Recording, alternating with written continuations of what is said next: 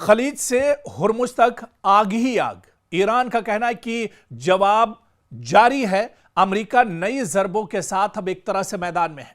मशरिक़ वस्ता एक बार फिर बारूद के दहाने पर खड़ा है। एक तरफ अमेरिका ने ईरान पर दोबारा बड़े फजाई हमले किए हैं और दूसरी तरफ ईरान ने खलीज में अमेरिकी फौजी तंसीबात, इत्तेहादी अहदाफ और समुद्री रास्तों के गर्द ऐसा दबाव बढ़ाया कि पूरी दुनिया की नजरें एक बार फिर तेहरान बमुकाबला वॉशिंगटन की जंग पर जम गई हैं। अब सवाल सिर्फ यह नहीं रहा कि ईरान ने हमला किया या अमेरिका ने जवाब दिया। सवाल यह है कि ईरान ने कहां कहां वार किया, अमेरिका ने कहां जर्ब लगाई और इस वक्त जंगी नक्शे पर बरतरी किसके हाथ में दिखाई दे रही है। यह सबसे बड़ा सवाल है, क्योंकि एक तरफ दुनिया की सुपर पावर है और दूसरी तरफ ईरान जैसा कमजोर मुल्क जिस पर हमेशा से पाबंदियां रही हैं वो मुल्क है। और इसकी बानगी पहले ही ईरान दिखा चुका है। इजराइल के साथ जो जंग हुई वहां पर कितनी मजबूती के साथ ईरान ने जंग लड़ी और दोबारा से जब इजराइल और अमेरिका ने मिलकर हमला किया ईरान के ऊपर, तो ईरान ने उसका जवाब और ज्यादा मजबूती से दिया है। और ताजा इत्तलात के मुताबिक ईरान ने हालिया हमले में खलीजी ममालिक में मौजूद अमेरिकी फौजी ढांचे और मुताल्लिका अहदाफ को निशाना बनाने का दावा किया है। रिपोर्ट्स में कुवैत, कतर, बहरीन और उर्दन में अमेरिकी फौजी इंफ्रास्ट्रक्चर या इससे जुड़े मकामात पर हमलों या धमाकों का जिक्र भी सामने आया है। बड़े पैमाने पर यह हमले किए गए हैं।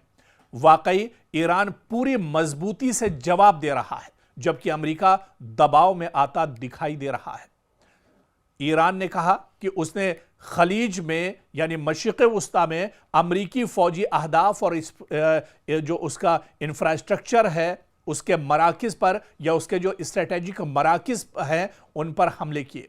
रिपोर्टों के मुताबिक ईरानी हमलों का दायरा कुवैत, कतर, बहरीन और उर्दन तक फैला हुआ दिखाई दे रहा है। आप देखिए कि एक तरफ अमेरिका ने ईरान के कई शहरों पर हमले किए। हालांकि आप बीच बीच में अमेरिका यह भी कहता है कि यह हमले उसकी तरफ से नहीं किए जा रहे हैं। सवाल ये उठ रहा है कि अगर अमेरिका की तरफ से यह हमले नहीं किए गए तो यह हमले कौन कर रहा है? क्या इजराइल छुपकर इस तरह की प्रॉक्सी वार कर रहा है? क्या इजराइल छुपकर इस तरह के अटैक कर रहा है? लेकिन जो माहिरीन है वो बताते हैं, क्योंकि डोनाल्ड ट्रंप का जो रवैया है, डोनाल्ड ट्रंप का जो बयानिया है, डोनाल्ड ट्रंप जो खुलकर बयान दे रहे हैं, उससे यही वाज़ेह है कि जो हमले ईरान पर किए गए हैं ये दरअसल किसी और ने नहीं, ये अमेरिका की तरफ से ही ये हमले किए गए हैं। और इसके जवाब में आप देखिए कि ईरान का हमलों का जो दायरा है वो काफी ज्यादा बढ़ा हुआ है। मशरिक़ वस्ता के सिर्फ एक मुल्क, एक शहर या एक जगह को ईरान ने एक बार में टारगेट नहीं किया, बल्कि ईरान ने एक साथ कुवैत, कतर, बहरीन और उर्दन तक हमले किए हैं और ये हमले काफी बड़े पैमाने पर किए गए हैं। इसके साथ साथ अपना हुर्मुज के इर्द गिर्द कशीदगी और जहाजरानी का बहरान भी इस जंग का अहम महाज एक बार फिर से बन चुका है। यानी जंग अब सिर्फ ईरान की सरजमीन तक महदूद नहीं रही, बल्कि खलीज के अमेरिकी सिक्योरिटी आर्किटेक्चर को भी बराह रास्त इस जंग में चैलेंज किया जा रहा है। और सबसे ज्यादा जो नुकसान दरअसल इस जंग में पहुंचा है वो अमेरिका के इंफ्रास्ट्रक्चर को पहुंचा है।